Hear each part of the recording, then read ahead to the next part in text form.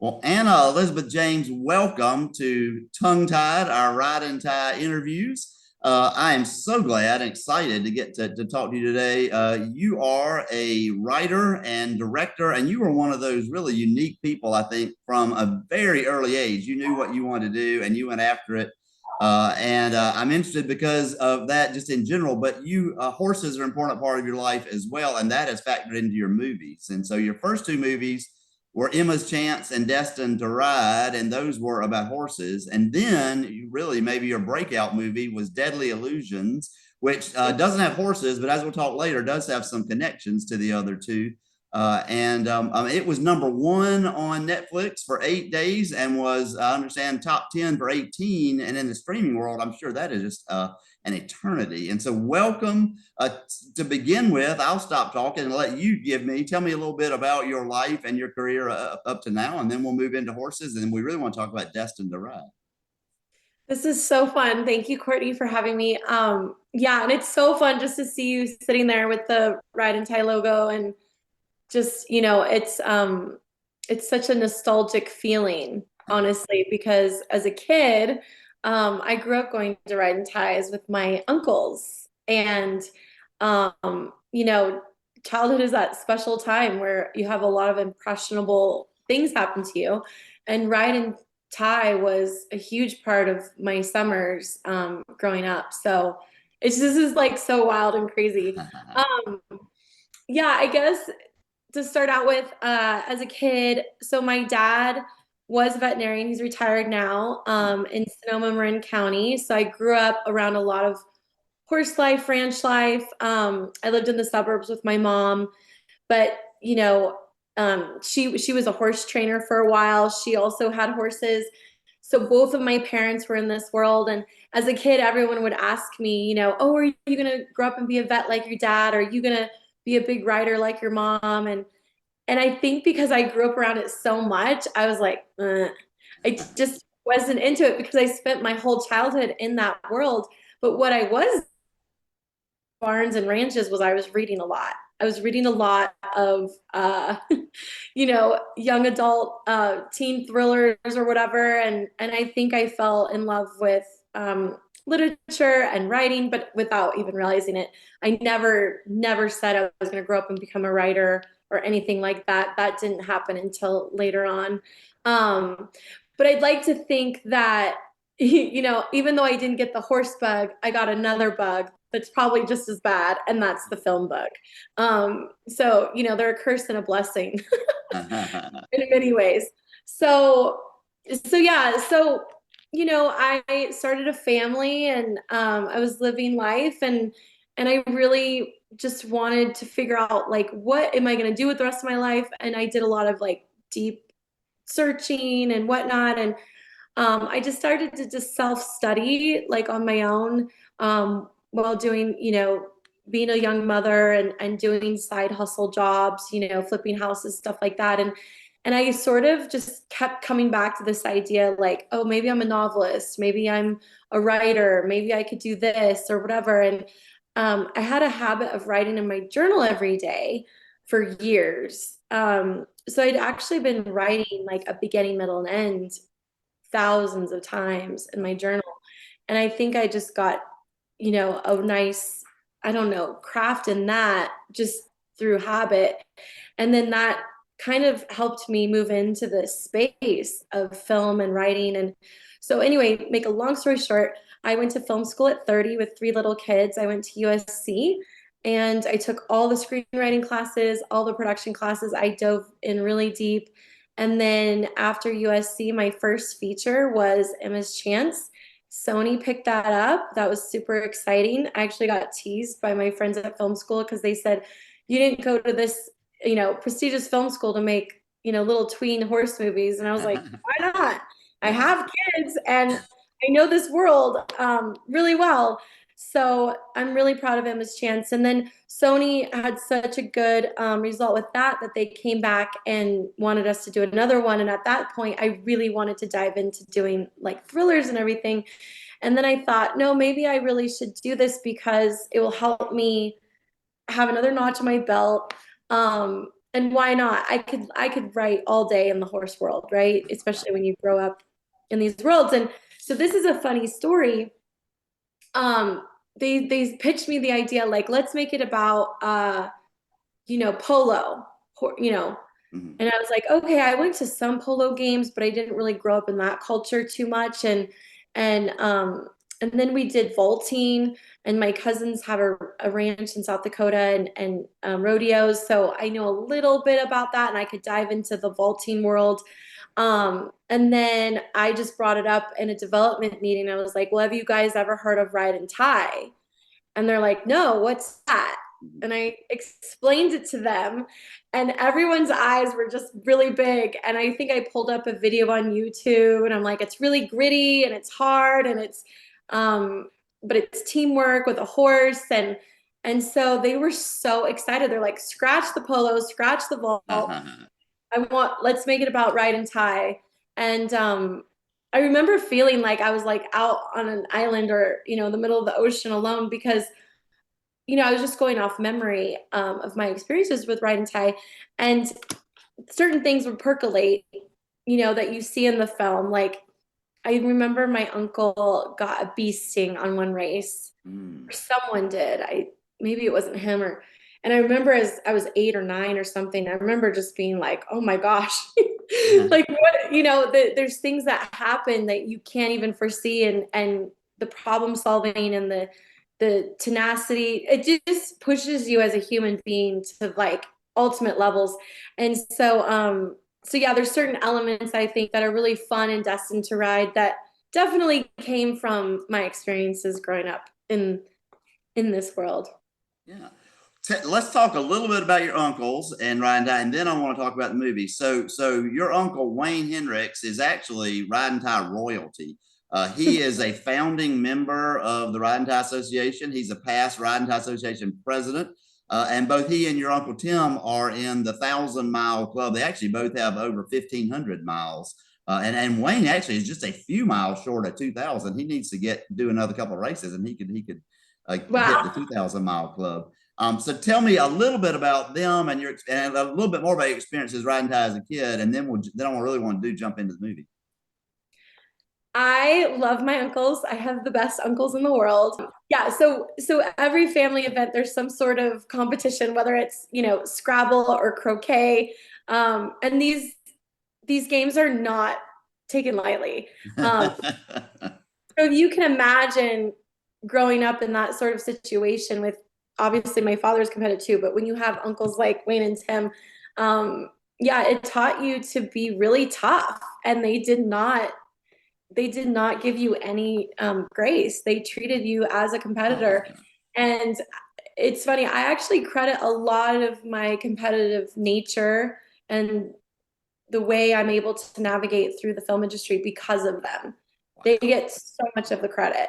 Um, I'm so grateful for them in that. And so yeah, Wayne, I remember Wayne always working on things for the ride and tie. And I remember like packing up the van and everything. And my cousin, his daughter and I are the best of friends even today. So she's a photographer, professional photographer. And, I'm in film, and it's just funny because we're like professional artists. Mm. Um, but, we were those young girls like ragmuffin, you know, dirty from head to toe, jumping in the creek and riding, and I don't know, doing all the getting in trouble, whatever. We didn't get in that much trouble, but you know what I mean.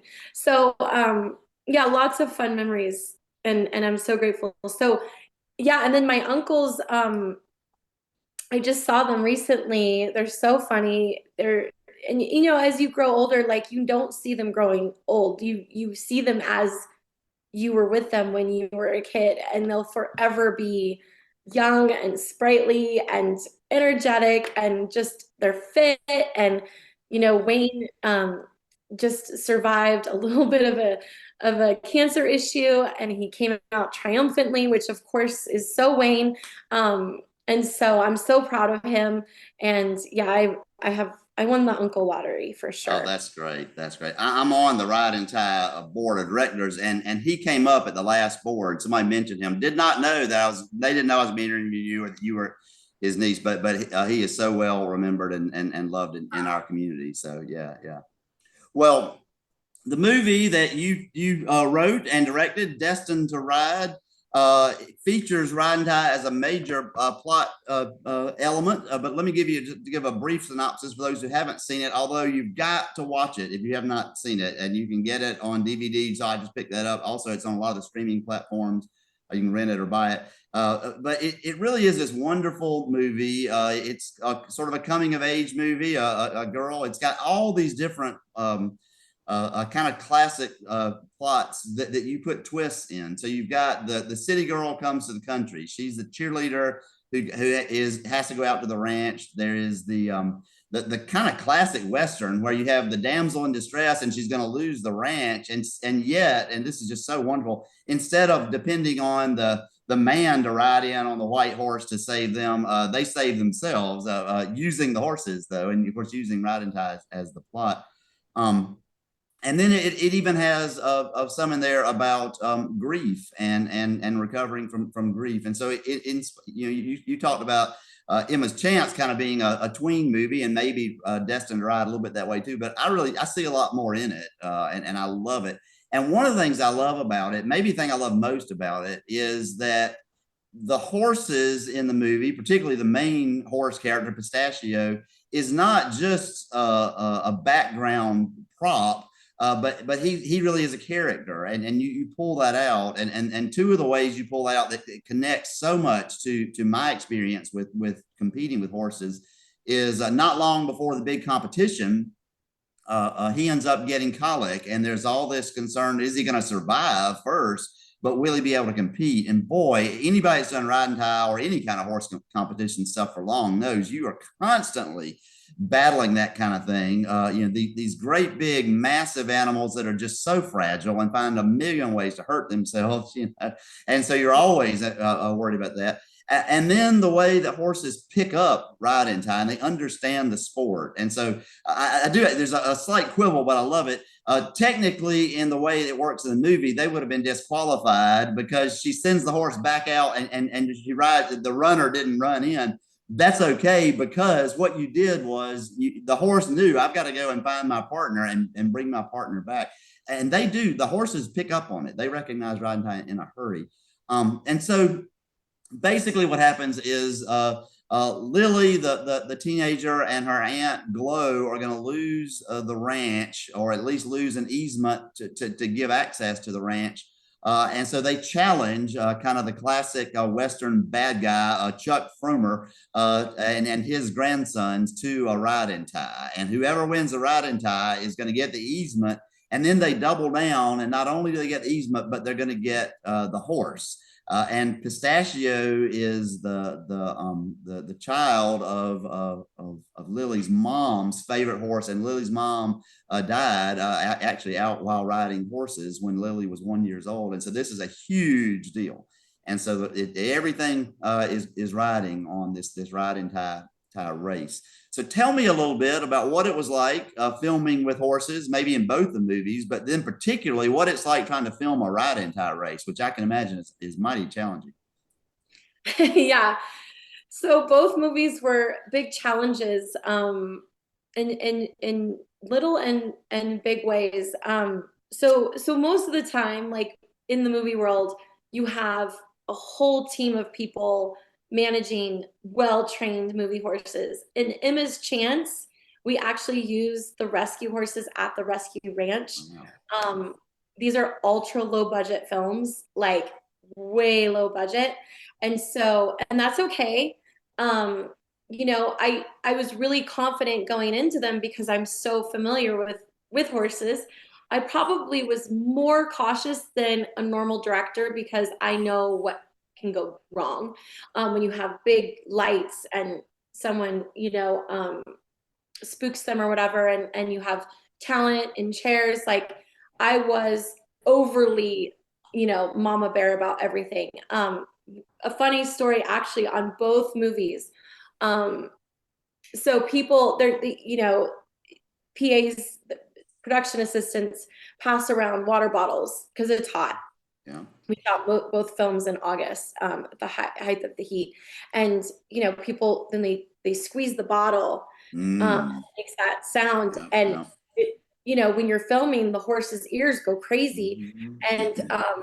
you know, I said like a million times, none of those water bottles on set, like, and and they're like, yeah, but we're gonna have people pass out. I'm like, you know, I know, but we're gonna have an injury, Yeah. and so on the first film, I developed it's almost like a trigger now when I hear the sound, because then on the second film, um we finally we corrected it. We got these water bottles that don't make that sound, and we put names on everyone, and those big jugs, you know, and they were banned. Like those water, the Mhm. crinkly ones were banned, and just things like that, like, you know. And then on the second film, um we didn't use rescue horses, but we did find someone, a beautiful family. We actually shot it at their ranch, Hmm. and the horse that plays Pistachio is their horse. Oh, wow. He is so spunky and has such a personality. You know how that is when you're so lucky as a filmmaker to find such a lively kind of Mr. Ed type of horse.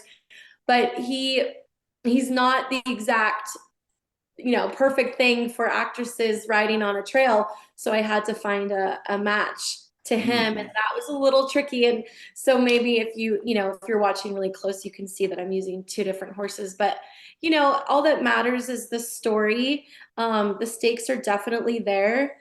You know, stakes can be anything as long as it means something to the audience and to your characters. You know, and to put characters in a situation that's like a do or die creates, you know, just that intensity. And I am really happy with the way the race turned out, the way the girls connect and bond through the practicing of the ride and tie. It's so exploratory. I think it's also just like so progressive, and girls being tough Mhm. and and you know, tooth and nail into something, and fighting. There's just so many elements. It's a fun world to be in.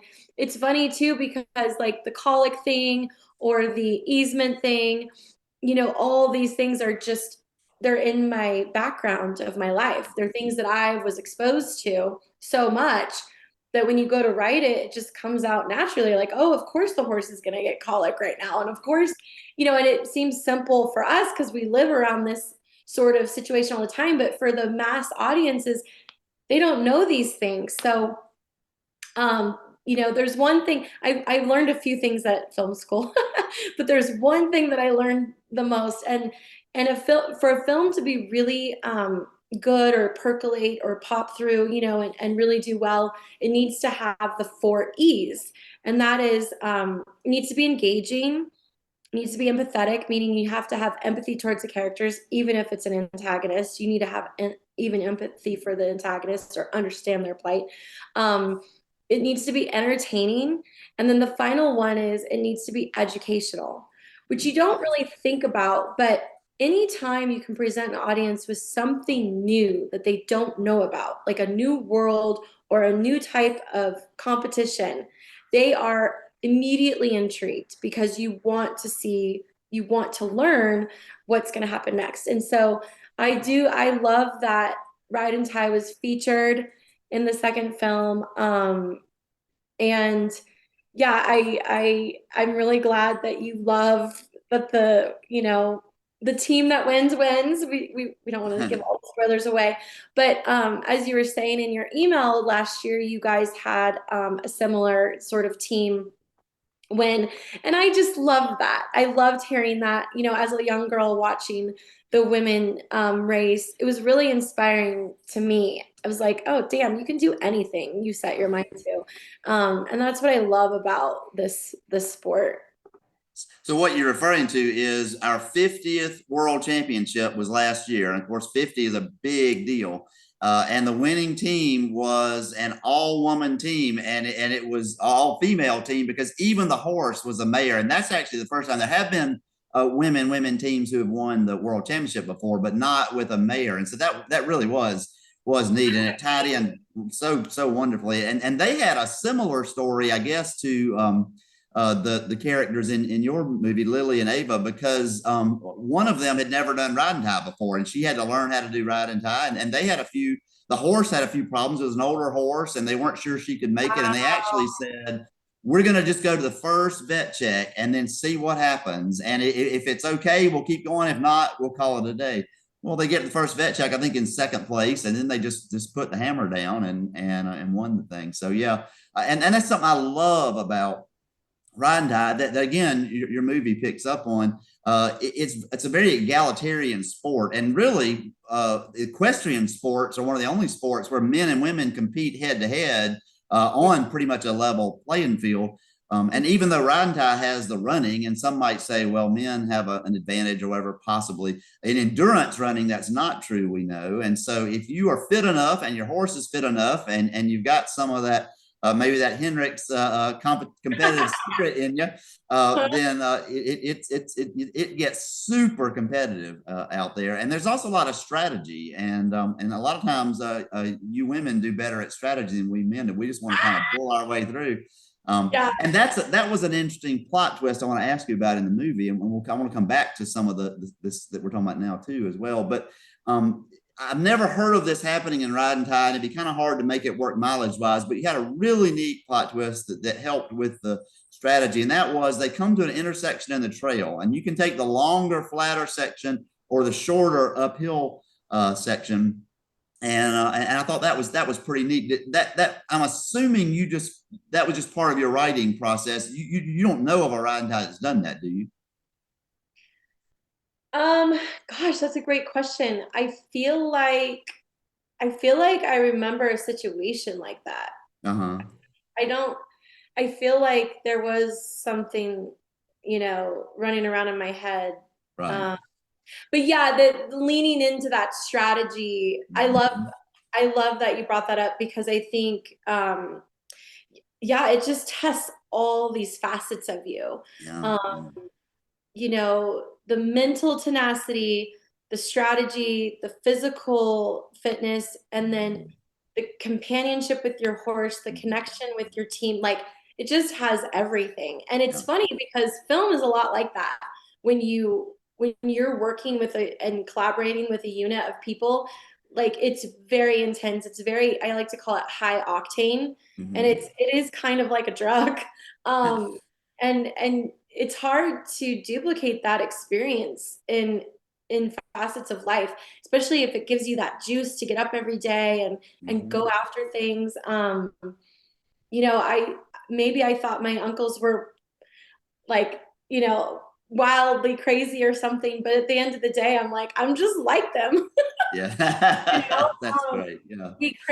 we crave that, and they're as they're aging, like I look at them and they're so healthy and so fit, and I think it just is such a good community to Mhm. be in, and when I finished the film, I thought for sure, like, I thought for sure you guys would be reaching out to me or we'd be connecting. And I was like, oh, I guess it didn't like resonate or they haven't found it yet.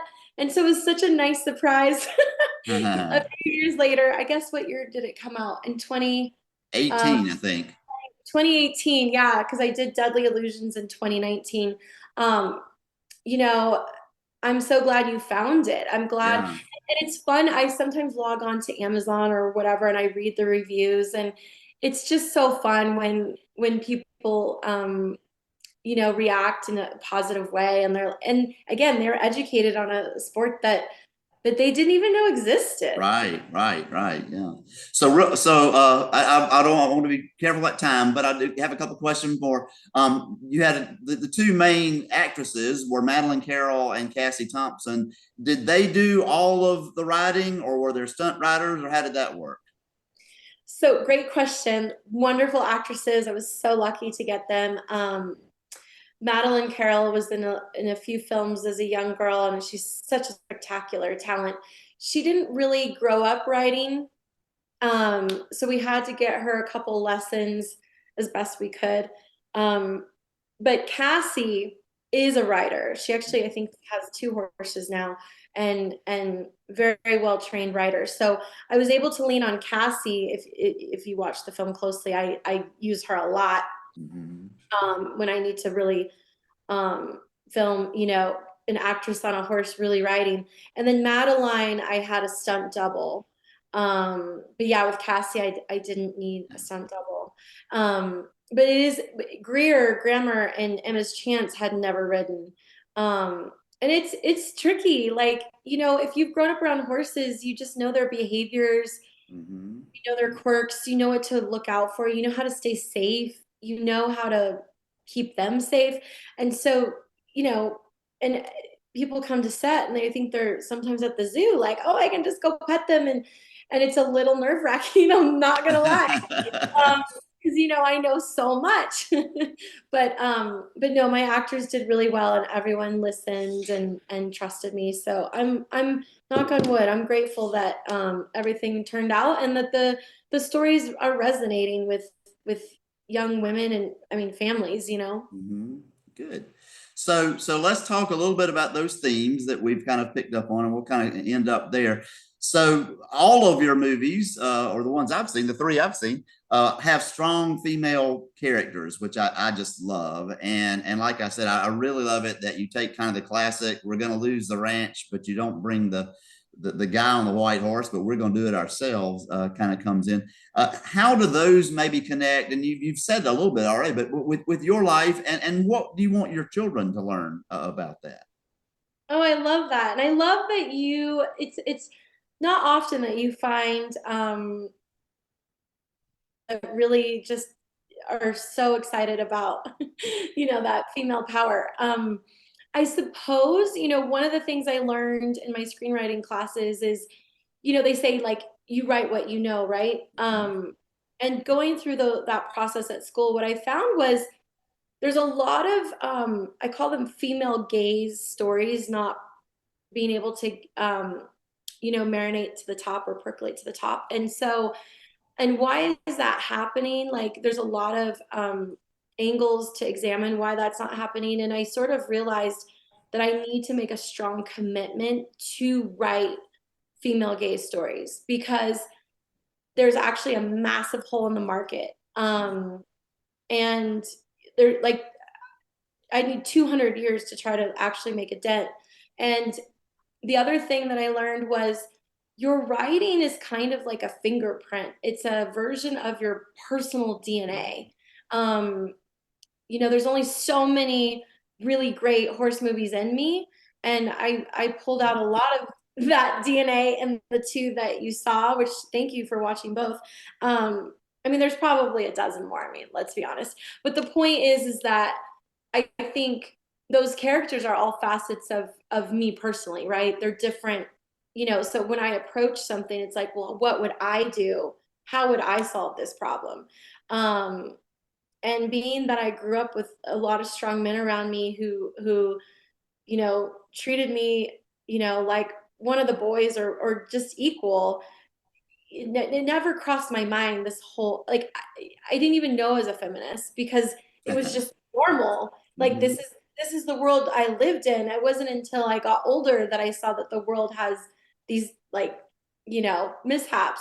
So growing up in that space, especially with family on both sides, my mom's side and my dad's side, I think I just I was gifted with a lot of resilient opportunities, and I think that shows up in the writing. And so a lot of the credit goes to them. I mean, you can only write what you know. Um, so yeah, I'm fortunate. I had a really great, I think, upbringing, and I'm super grateful for that. Well, that's super, and I am again so thankful that you bring that out because that is just part and parcel of what Ride and Tie is, and so that's super. Well, I guess my final the thing I want to mention or ask is, you didn't get the horse bug, and I know you're a mom. I don't know if any of your kids have the horse bug. I need to warn you. My entry into Ride and Tie was my daughter. It's one of the reasons that I'm so into I like this theme we've been talking about. My daughter, when she was 14, came to me. She was riding and my wife was riding. They were doing endurance and they found Ride and Tie. And she came to me and said, Dad, I was running. And so she said, Dad, if you'll learn to ride a horse, I'll start running and we can be a team together. And that's how I got into it. So my question to you is there any chance maybe you and one of your kids become a riding tie team?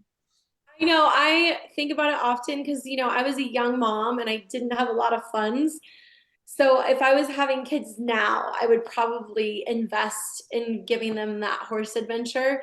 My youngest, I've thought about taking her to the local, ranch nearby and getting her riding lessons, and I just haven't done it. So maybe you telling me Yeah. this will inspire me to do that. But yeah, being around horses, that's so fantastic that your daughter found this world, like, and then brought you in because you're already running. Like, wow, what a fierce daughter you have. That's just Indeed. awesome. Just think about the muscles that she's exercising right now that will play into all facets of her life. That's so exciting that you just championed her and just got in. Like, that's so cool. So you learned how to ride to do a ride and tie with her?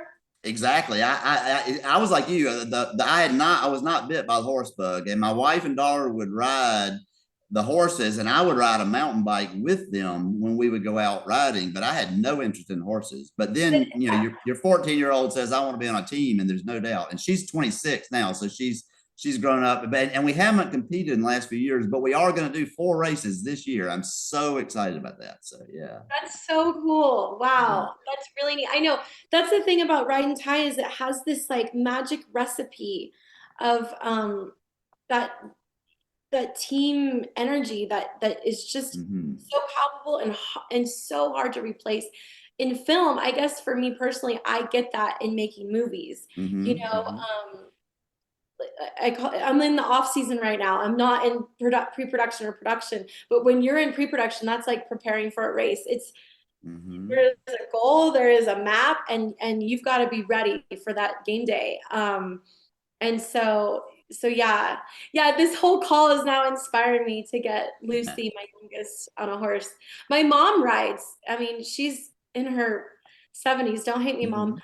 Mhm. But she does cutting and she rides every other day. And, I really see how the longevity of her life is being extended because she definitely has the horse bug. And also my manager, from the film world is also a rider. So I'm surrounded by those who have the horse bug, but I think I could only handle one bug at a time. So I hear you. I hear you. Well, Anna, thank you so much for talking with me and letting us do this, and all the best to you. Again, I want to plug your Destined to Ride. Also, the Emma's Chance and Deadly Illusions. Deadly Illusions is on Netflix. The other ones you'll need to purchase, but it's well worth the purchase price of the rental. And yeah, again, and I thank should you also so much. thank you for having me. And I should just want to just mention really quick, we're finishing it's my fifth feature. It's called Blunt and it stars Amy Smart. And that's also a very strong female story that I think if you love those other movies, you will absolutely love. It's a classic whodunit and it's called Blunt. And when it comes out, where would we find it? So we don't know where it will be released Okay. yet, but most likely by the end of the year and probably on some streaming. Okay. And so it's blunt, like a blunt object, blunt. Yeah, yes. She gets hit on the Okay. head. And when she wakes up, she's trapped inside her own Airbnb. So it's kind of a mind bending. Wow. Yeah. All right. Wonderful. Well, I hope all the best in that. And again, thank you so much. Thank you so much for having me, Courtney. Mhm. And thank you, everyone. I would love to come see you all at a race, maybe in the future. That would be great. Let's make that happen. Bye. Bye-bye.